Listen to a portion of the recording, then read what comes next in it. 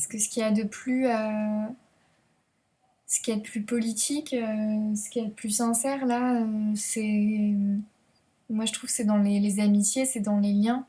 Et en plus, enfin, je dis ça quand même en parlant toute seule à ma caméra pour lutter contre la précarité, où en fait il y a une précarité structurelle à l'université là,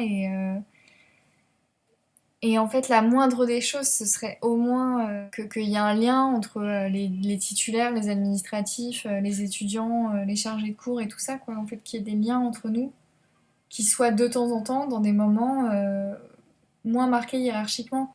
Enfin, je veux dire, les docteurs qui donnent des cours depuis 10 ans et les gens qui sont en poste, ils font le même travail.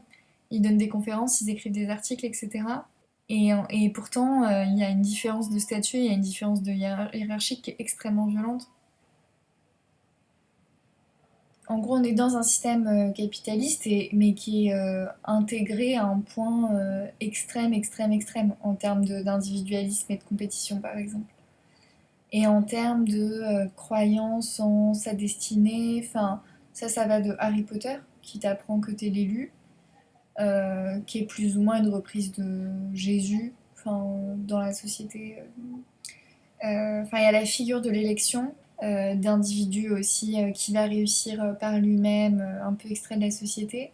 Enfin bref, tout ce mélange d'individus, de figures font que c'est dur de se détacher de ça, c'est-à-dire c'est dur de se dire je vais quitter la compétition et je vais partir complètement dans l'alternative. C'est une peur en fait. Tu te dis moi je vais partir de la compète et les autres ils vont continuer et mon opinion alors a plus de valeur parce que je serai plus dans la compétition et je pense que c'est peut-être particulièrement fort et particulièrement intériorisé chez des gens issus du mythe méritocratique comme moi, chez des gens qui ont des choses à prouver, qui ont des choses à rapporter dans leur banlieue. Enfin, moi, quand je dis banlieue, c'est pas la banlieue des films, la grosse cité et tout, mais qui ont quand même un truc d'ascension sociale où il faut rapporter à la maison. En fait, il faut rapporter à la maison les bonnes notes. Et toute ta vie, il faut rapporter à la maison les bonnes notes. Même si tes parents, en vrai, ils attendent plus ça. Et t'as 28 ans et tu dois quand même. Tu dois rapporter la thèse alors que. Enfin bon, voilà, mais c'est toujours ça, quoi. Je dis ça parce que je parlais avec une copine de la gentillesse. On disait que nous, avant, on était plutôt dans le truc. Ouais, voilà, faut pas se faire marcher dessus. Faut être. Faut pas être trop gentil, quoi. Genre, gentil, c'est un défaut presque. Et on en revient vachement, en fait, on se dit que gentil, dans le monde aujourd'hui tel qu'il est, c'est une qualité assez exceptionnelle.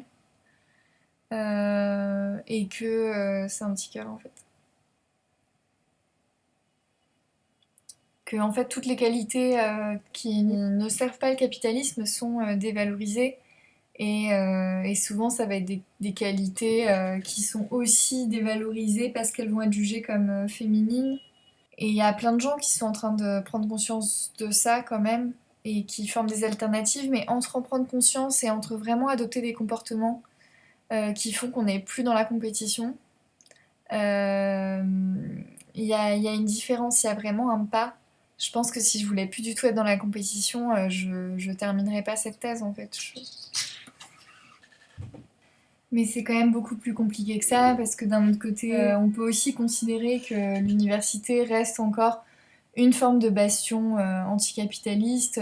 C'est pas non plus complètement incohérent de soutenir une thèse, de rester ancré dans l'université, de se battre depuis l'université. Et j'adore le chat derrière. Mais c'est vrai que le souci, c'est que plus je grandis, moins j'ai envie de travailler, moins j'ai envie de participer à tout ça.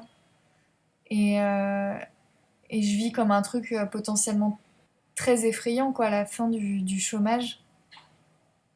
Déjà, je me suis sentie vraiment quand même précarisée quand j'ai plus de contrat et que je suis passée au chômage, que j'ai quitté mon conjoint et que du coup je pouvais plus vraiment payer l'appartement, etc. J'ai senti quand même, et en plus que j'étais homosexuelle, donc enfin, homosexuelle, bisexuelle, etc. Mais que du coup,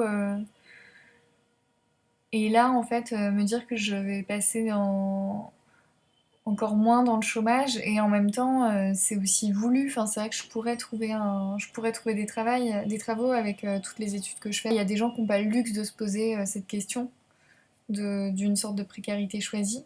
Mais c'est vrai qu'il y a peut-être dans les luttes ou peut-être dans les parcours, il y a des choses qui font que ça devient difficile vraiment de faire autre chose que lutter en pensée, en action, et que ça devient difficile en fait de faire tourner une machine qu'on cautionne pas vraiment.